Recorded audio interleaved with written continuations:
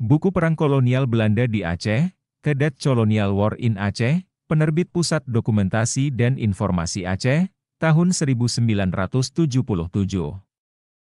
Tidaklah mengherankan apabila dalam keadaan demikian mengapa sampai pemerintah di negeri Belanda ingin melaksanakan sistem pertahanan, konsentrasi, yaitu, menarik diri ke daerah yang menurut Belanda sudah sungguh-sungguh berada di bawah kekuasaan militernya. Gubernur Laging Tobias mengusulkan kepada pemerintah di Batavia agar pemerintahan sipil dan militer disatukan dalam satu tangan.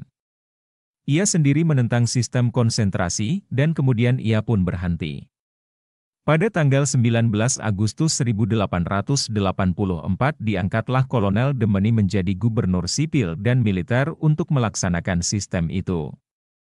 Dalam pada itu, Tuanku Muhammad Daud Shah dianggap sudah dewasa dan Baginda mulai menjalankan tugasnya sebagai Sultan pada akhir tahun 1883. Sultan yang masih muda ini diakui dan dipatuhi oleh seluruh lapisan rakyat Aceh.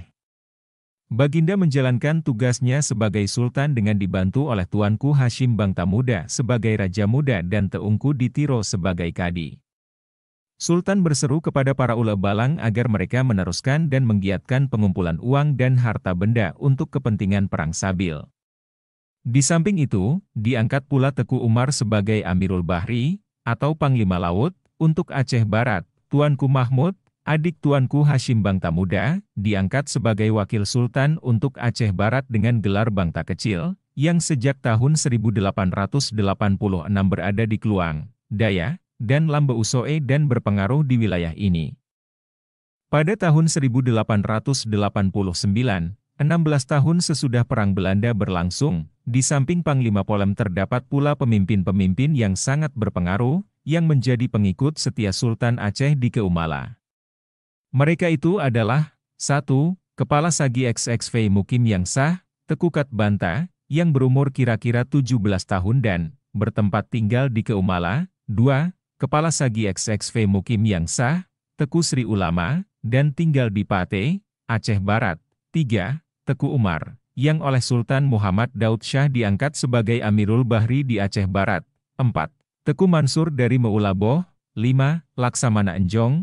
6. Tekukat Muda Latif Syamsul Bahri, Panglima Perang Sultan untuk Pantai Utara dan Timur, adik ule balang Meredu.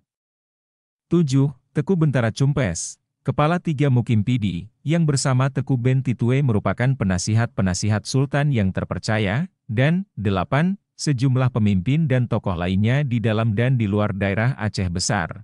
Pemimpin-pemimpin agama seperti Teungku Ci, Ditiro Muhammad Saman bertambah giat dalam memimpin pertempuran melawan Belanda, terutama setelah pasukan Belanda memusatkan kekuatannya di Kutaraja dan sekitarnya dengan sistem konsentrasi, yang pelaksanaannya dimulai pada bulan Maret 1885 di bawah Kolonel Demeni. Kegiatan terhadap masalah di luar daerah Aceh Besar sedapat mungkin dibatasi Belanda. Tempat-tempat pengawalan yang terdapat di Samalanga dan Lok Semawe dihapuskan pada tahun 1884. Pengurangan tempat-tempat pengawalan ini memungkinkan Belanda mengurangi tentaranya sebanyak 3 batalion infanteri. Di dalam daerah seluas kurang lebih 55 km persegi ditempatkan kira-kira 5.000 orang serdadu dalam keadaan medan yang kurang baik. Akibat dari banyaknya penderita, maka Belanda terpaksa terus-menerus mendatangkan pasukan tambahan. Sampai tahun 1886 jumlah penderitanya mencapai sebanyak 6.008 orang. Rumah sakit yang terbesar dan termodern di seluruh Hindia Belanda pada waktu itu yang didirikan di Kutaraja pada tahun 1880 tidak mampu menampung penderita penyakit itu. Profesor C. Pekelharing dan Dr. C. W. Winkler mengadakan penelitian mengenai penyakit itu, terutama di Aceh. Dalam laporannya pada tahun 1888 mereka berpendapat bahwa wabah ini disebabkan oleh infeksi. Barulah dalam tahun 1896 seorang asistennya, Dr. C. E. Ikman, yang kemudian menjadi guru besar, dan mendapat hadiah Nobel, menemukan bahwa penyakit itu disebabkan oleh ketiadaan vitamin B yang terdapat pada kulit ari-ari beras. Pada bulan Juni 1886 Teku Umar menyerang kapal api Hok Canton yang sedang berlabuh di Pantai Rigai, Aceh Barat. Pasukan Belanda yang dikirim ke sana di bawah pimpinan Letnan Kolonel Van Teyn tidak berhasil membebaskan awak kapal yang ditawan oleh Teku Umar.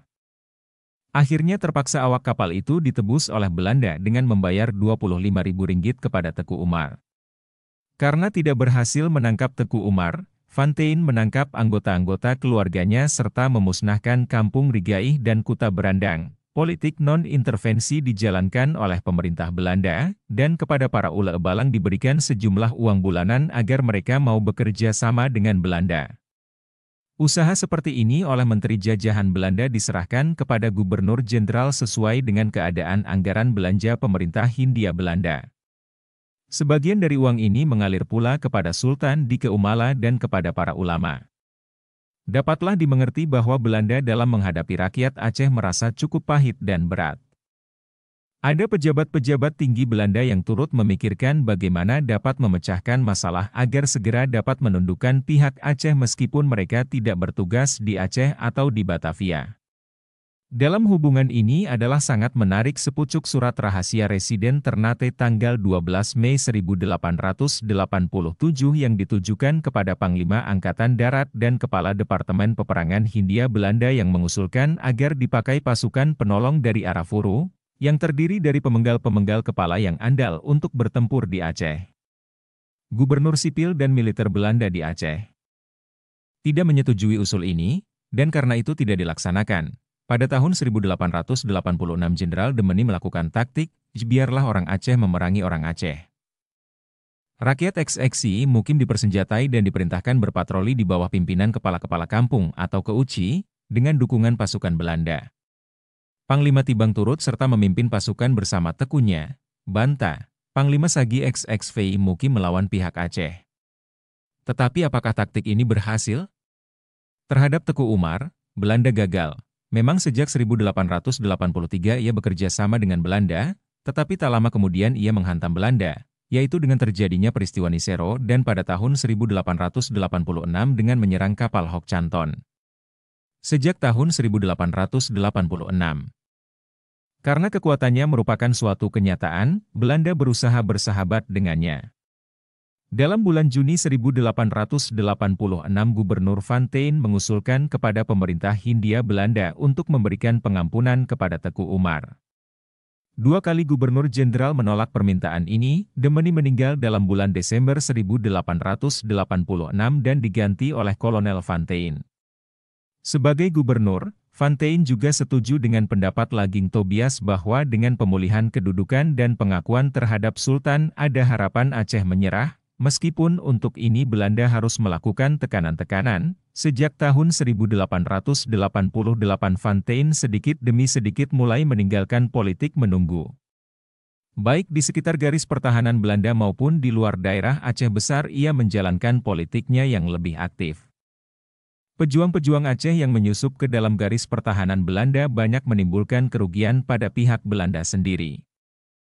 Sebagai contoh dapat disebutkan bahwa sejak tanggal 1 Maret 1883 sampai akhir September 1889 kira-kira 119.480 meter kawat telepon diputuskan dan dirampas oleh pejuang-pejuang Aceh, dan 101 tiang telepon serta 277 isolator dilarikan atau dihancurkan.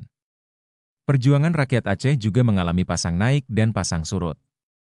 Pada bulan Januari 1891 pemimpin-pemimpin Aceh yang gigih, Teungku Ditiro Muhammad Samandan, Panglima Polem Raja Kuala, berpulang ke Rahmatullah.